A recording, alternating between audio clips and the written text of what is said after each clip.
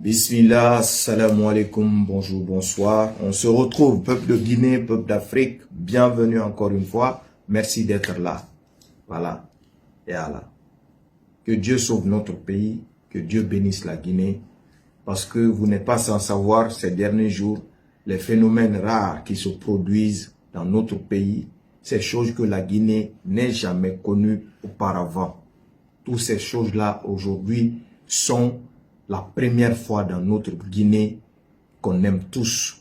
Alors, je vais vous demander de rester jusqu'à la fin de cette vidéo, car beaucoup de choses à savoir dans cette vidéo. Cette baleine a échoué hier sur les côtes de Matakan dans Forêt-Caria, en Basse-Côte. Et depuis, la population est restée évasive. La population surprise, qui n'a jamais vu de tels phénomènes se produire, est restée, voilà, dans la spéculation. Et il y a même un monsieur, le monsieur qui est là, que vous voyez, habillé en t-shirt bleu, aurait dit à la foule, ne le touchez pas. C'est pas quelque chose de bon. Ce n'est pas un bon signe pour nous. Bon, je peux dire d'une part, il a raison, et que d'autre part, il a un peu pris, voilà, la chose à une autre façon, à une autre manière. Mais l'arrivée de cette baleine, c'est un message. Cette baleine est un envoyé d'Allah, est un envoyé de Dieu. Chaque pays que les baleines échouent, c'est un signe de l'islam. Et depuis hier, on a des personnes qui connaissent l'islam, qui connaissent le Coran, qui connaissent la définition de baleine dans l'islam, et qui savent que il y a une histoire très connue d'un des prophètes d'Allah, qui n'est autre que le prophète Yunus, radiallahu ta'ala anhu, qui a une histoire particulière avec une baleine, qui a été avalé par une baleine. Mais nos sages qui sont à Conakry connaissent pourquoi cette baleine est venue échouer en Guinée. Mais ils ne vont pas le dire. Ils ne vont pas vous le dire. Depuis que la Guinée est Guinée, il n'y a pas eu un moment où les religieux ont abandonné l'islam pour suivre le chemin de Satan comme l'époque là. Il n'y a pas eu un moment en République de Guinée où nos religieux ont abandonné Dieu pour suivre le chemin de Shaitan comme cette période-là qu'on est en train de vivre, qu'on est en train de subir. 3 ans. Alors, je vous explique.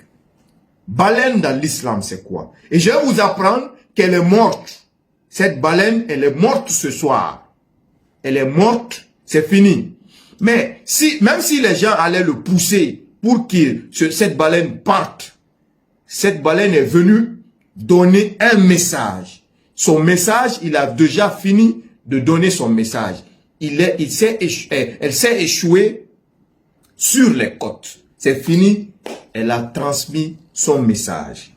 Et les baleines sont c'est-à-dire des animaux spéciaux d'Allah. Ces baleines, c'est pourquoi elles sont différenciées des autres poissons. C'est pourquoi elles ont une taille immense. C'est ça la vérité. Mais au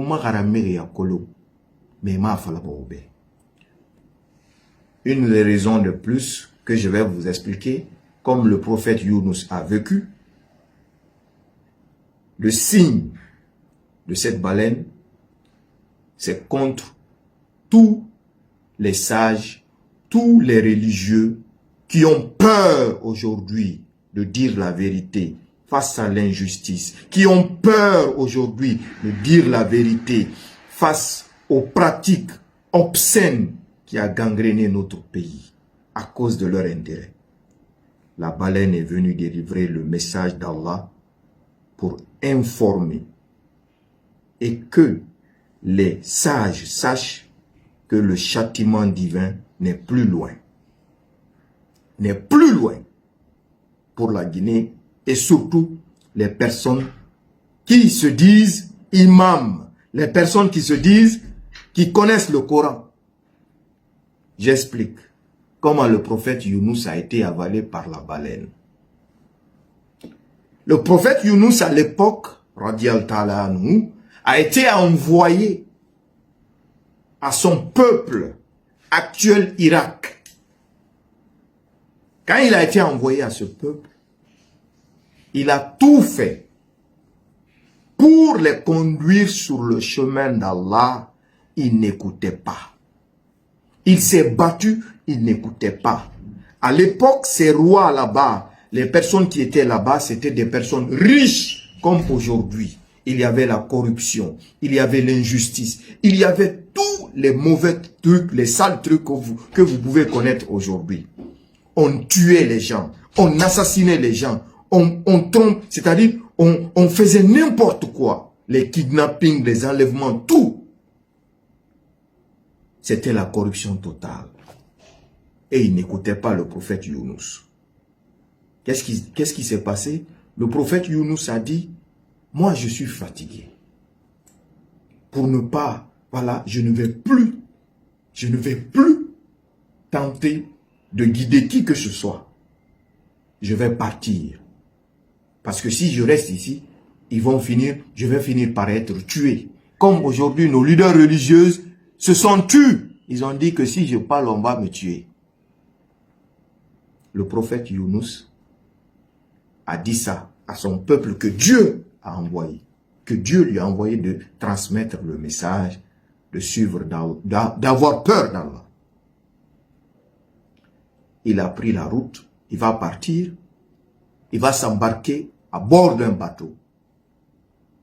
Il part, dès qu'il a pris départ, Dieu a fait un châtiment, il a noirci le ciel du peuple du prophète Younous et il a fait sortir des signes graves, des dégâts.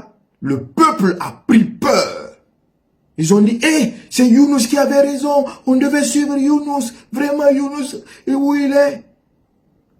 Donc, quand le châtiment divin était en train de s'abattre sur le peuple de Younous, une grande partie parmi ce peuple-là sont partis monter sur une montagne. Ils ont imploré Allah, Allah, pardonne-nous, pardonne-nous, ils ont imploré, ils se sont repentis, ils ont prié. Dieu a dit, je vous pardonne.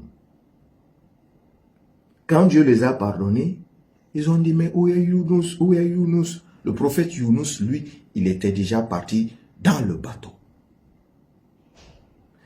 À bord de ce bateau, Dieu va faire venir des vagues. Le vent va souffler, la tempête va venir. Ils vont dire, on va chavirer, on va chavirer. On va se décharger pour ne pas que le bateau chavire. Ils vont jeter beaucoup de bagages de par-dessus bord, mais la tempête ne va pas se calmer. Ils vont rester dans ça, ils vont dire, mais c'est nous qui faisons le poids, donc on va diminuer une personne parmi nous.